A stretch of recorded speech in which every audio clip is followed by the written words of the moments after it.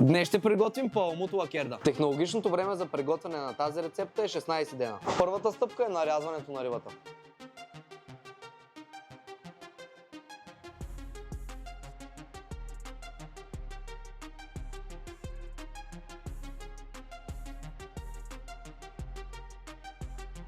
След като нарязахме рибата на такоси, задължително влиза в ледена вода в продължение на 3 дни, като е много важно всеки ден да сменяме водата.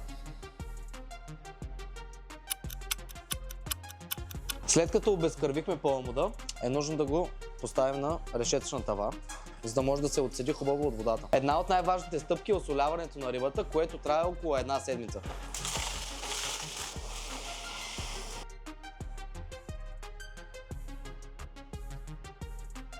Важно е рибата да е напълно покрита с сол.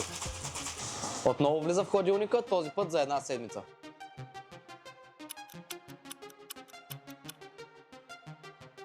Паламуда вече е осолен, сега трябва да го прехвърлим отново в ледена вода, за да го обезсолим. Това е последната стъпка за рецептата паламут лакерда. Като е много важно да се обезсоли хубаво рибата, затова е нужно всеки ден да сменяме водата в продължение на 3 дни.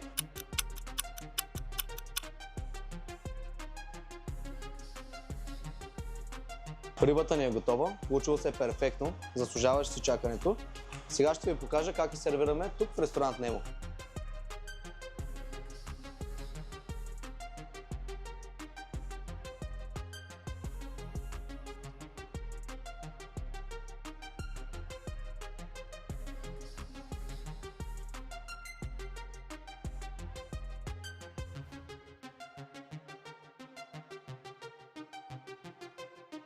Паламут лакерда. Добре сте дошли в ресторант Немо, за да го опитате.